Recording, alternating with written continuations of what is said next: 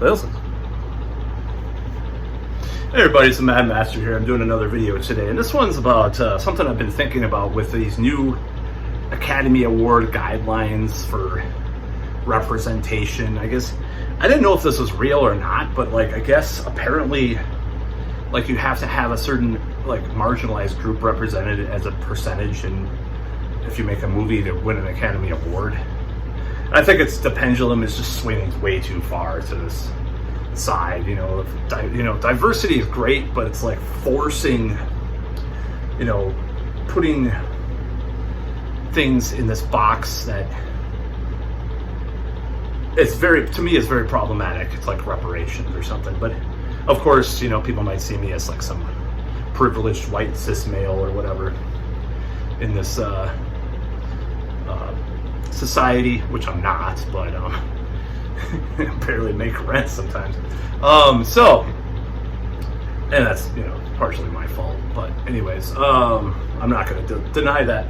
So, in regards to these rules, I was thinking about this.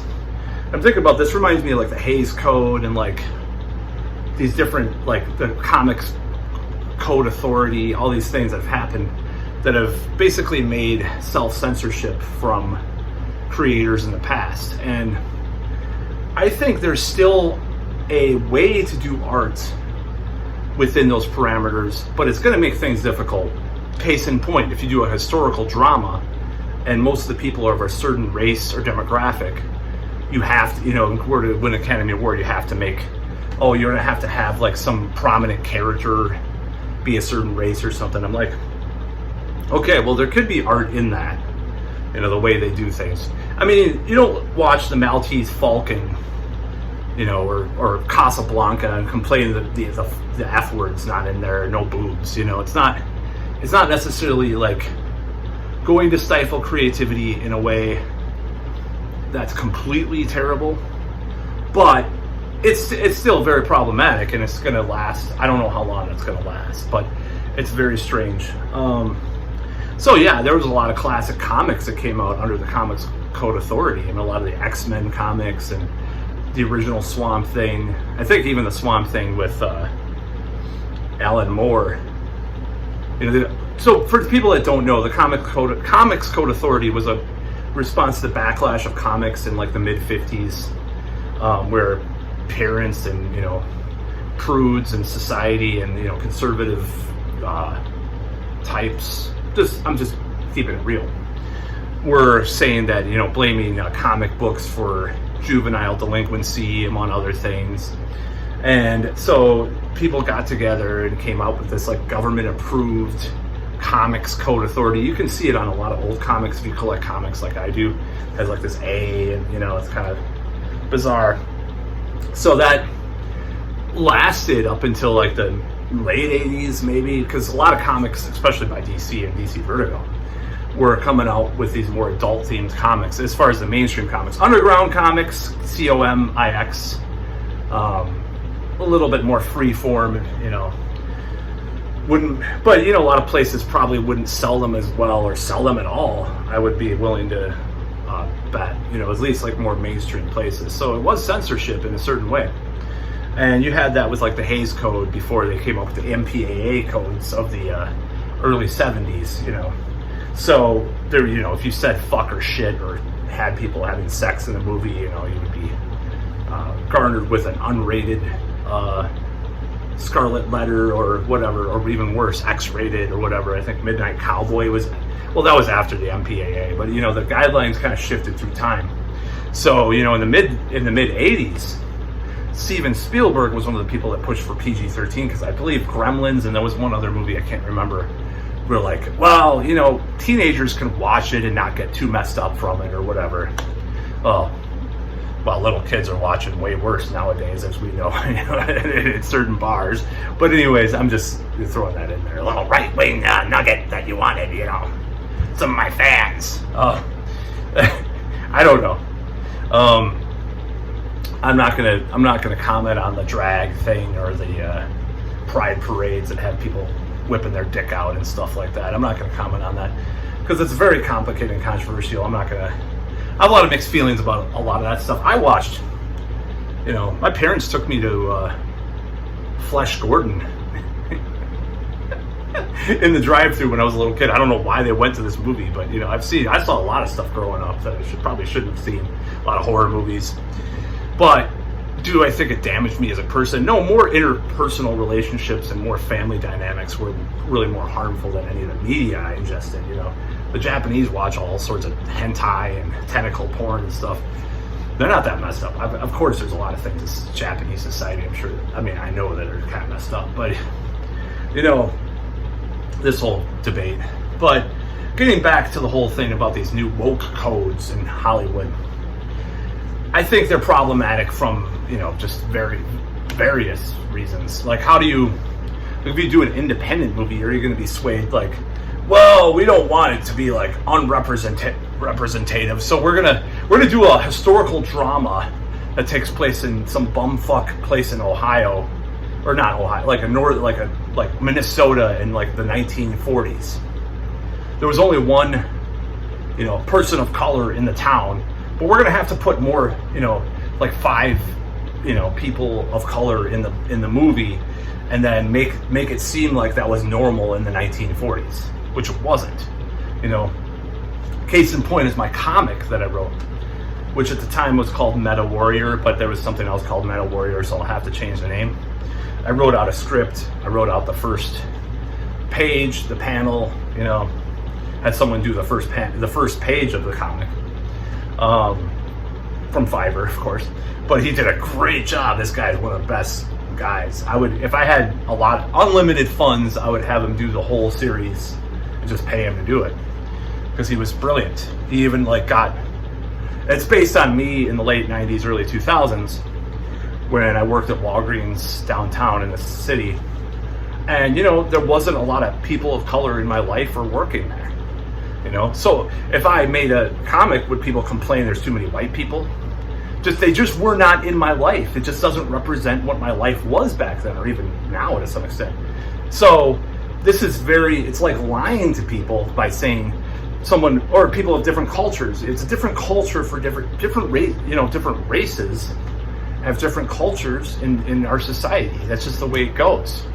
But how am I gonna make it so, like, censor myself, censor my comic to make a lie of what I was doing through? Maybe I'm not diverse enough back then. I was a troubled late teenager, early adult that had a lot of problems. In some ways, it never changed, but worse than now for sure. Am I gonna make it so? Oh well, he has to have like 5 people of color as friends, and like have like this woman of color, whatever, be like prominent in the comic and be like the second in charge or something like that, or equal to me, to make a movie out of it. That's just completely batshit insane, because it's not how reality was. It's based on me as a person. Well, there's some supernatural elements or superhero elements as kind of a spoof that I threw in there. I'm not going to give away the comics plot, but I'm not going to do that, because that's just not what I was dealing with. It's not historical reality. But to win an Academy Award, to win the certain critics, you have to put that in. It doesn't mean you have to be like that one comic guy and go totally MAGA or something. I don't believe that either. I don't believe like you have to go to the other end. But yeah, it's very problematic, these codes. Problematic, I'm using the word against the people who call things problematic.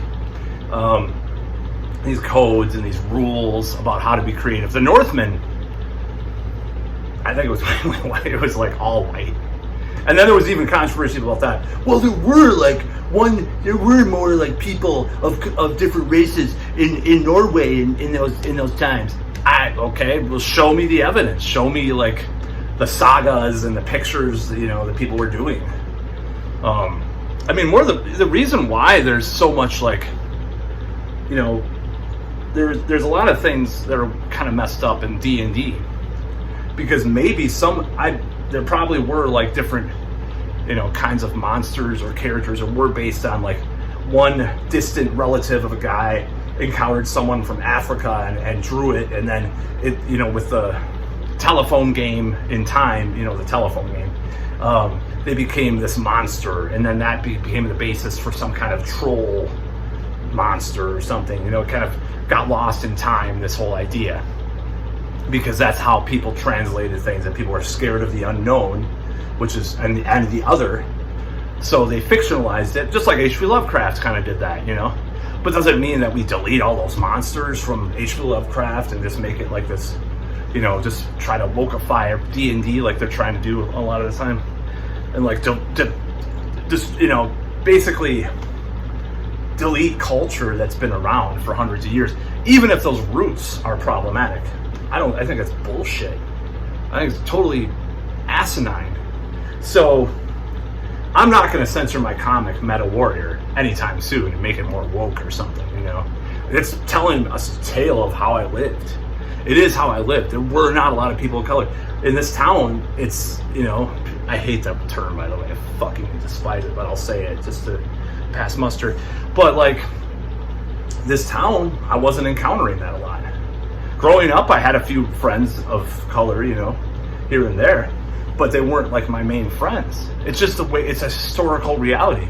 Was I racist by not like actively seeking out people and then atoning for my sins of the original sin of the W word?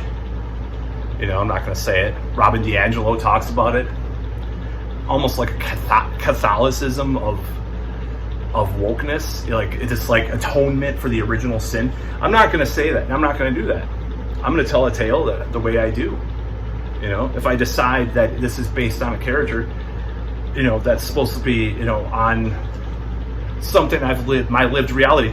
Lena Dunham of Girls fame got flack for not putting more diverse characters in her show, because she was telling a story. I don't know what Girls is about completely, you know, I can't recall exactly what it's about, but she got flack for not putting more diverse characters because she did not grow up with that. That's just not what her neighborhood was like. That's just not what happened.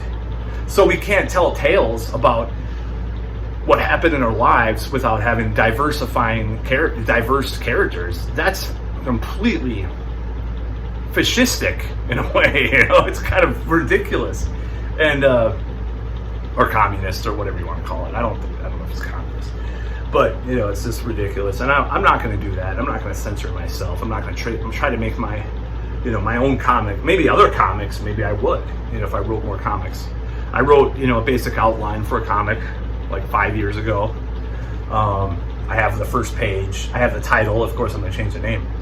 It might be Meta Warrior. I don't know. I'm kind of flirting with that because that's kind of what I'm identified with. You know, I'm not going to say what the comic's about. I have the whole thing, but I'm not going to try to diversify it on purpose to make token things real. You know, that's just, to me, it's completely disingenuous and dishonest. It's pandering. It's dishonesty. So these new Academy Award rules can go fuck themselves. I know they're responding to Oscars so white and all those things from the past. I think a better way. This is a better way. Try to fund more diverse filmmakers. Try to have some. I mean, maybe this sounds like ESG kind of bullshit. ESG is completely other issue, which I'm, you know, opposed to in many ways too. But fund diverse filmmakers. You know, have like a thing that you do every year. Like there's a fund, a charity, and have people, you know, win awards. Go through that process. You know, have more funds for people that are of a different descent, or whatever you want to call it, you know. I mean, where do I fit, you know, with reparations? You know, I'm 1/4 Jewish, so I'm just like, oh, well, I'm historically oppressed, I guess. I guess I could fit into the Oscars thing now, like, in a way, like if I came up forward with that, like, oh, well, you got this, dude. You know, in a certain way, of course, you know, some other stories about Hollywood consisting of certain things, which is just a demographic reality. So overall, this thing's so ridiculous. I don't think people should censor themselves, but I think there will be, like these new guidelines, there will be good movies, there will be good, you know, stuff that happens. It's just going to be more tame for a while, in that way the Hays Code movies were, you know, from the 30s to the 60s. It's going to be like that. It's just a fact. There's going to be more. I think there'll be I think the backlash is happening a little faster, and there will be like who knows what's going to happen, because the failure of shitty movies in general, like comic book movies and stuff, like that have these woke ideas and stuff, is happening faster than people wanting to like override the Hays Code back in the day, and communist elements too, like a lot of like what, you know, trying to whitewash like communists, like collect, you know, if there was a union in the movie, you know, during the Red Scare, if there's even a hint of like labor stuff in a movie, they had to like show a certain result from that, you know. I think any kind of censorship is wrong from the right or the left. I think any kind of codes, they're just trying to it's gone too far, you know. And we're gonna see a stifling of creativity, but there will be some gems among the turds of these movies and stuff, because there will be people working around it, just like they did during the Comics Code, during the Hays Code. You know, there'll be some classic movies that come out. There will be. Just, it's inevitable, and they'll have like totally unrealistic, like it's like even Stranger Things, the relationship, I forgot the characters' names. Did that happen during the 80s? Did those types of mashups happen without any repercussions like it does in Stranger Things? You know who I'm talking about, the redhead and the guy, which I love, and they do a great job at it. They do a great job making those relationships in that show. But did that happen in 1984 in a small town or wherever it takes place, without any repercussions, people like looking askew at it? Now, late 80s, early 90s, it happened a lot more. And I'm just going to be blunt and honest, is because hip-hop culture got so big, people didn't give a shit about that stuff as much. When I was growing up, you know, it's like, oh yeah, you know, I mean, I'm not saying it's wrong. I'm just saying, did that happen in those? Is it realistic to have that happen? A lot of things in Stranger Things aren't realistic in the first place, but did it happen like that in those times? And would it have happened like that? How that relationship between a person of color and a redhead, what's her name? I forgot their names. I really liked the last Stranger Things. I'll be honest, I really did. This is an example, actually, of diversity working in a plot. Then I was watching this other Netflix show where it's just like, this is totally fucking whack. Like, this was not. It was some other that took place in the 80s. I'm like, yeah, it wasn't natural at all. They just forced this shit. You know, Stranger Things at least does a decent job of having that kind of thing, even if it is forced. Maybe it's not. Maybe it's an experience that one of the guys that wrote it had. Who knows? I'm not saying it's out of bounds for that to be the case, but I'm just saying, like, these types of things are, you know, if it's unrealistic, there's worse stuff, like the whole British royalty where there was a woman of color as the queen in one of these Netflix shows. I'm like, and the Cleopatra thing, that's off the charts, of course, but that got critically banned anyway. So in that instance, it got banned by everybody, just like the new Indiana Jones does, where, of course, there's the there's the white woman Kathleen Kennedy stand-in that, spoiler alert, you know, kind of, there's the weak or downtrodden, depressed Indiana Jones, you know, lost everything, you know, the hero, just like Luke Skywalker, just like Harrison Ford in the other Star Wars, just like He-Man, just like, well, John Connor gets killed in the new Terminator in the early part to be replaced by a diverse woman, you know. And I'm not saying there shouldn't be women that are heroes, or, you know, Wonder Woman's bad because it defeats the incel in me or something. Fuck that. I'm not saying that. I'm saying that when they're replacing or destroying legacy male characters, you can see it as bright as day. I don't care what people say. You're such a racist. You must be MAGA by saying that. No. I just think it's shitty. Destiny said it in a video, you know. He's a biting ball licker. So that's about all. Peace out.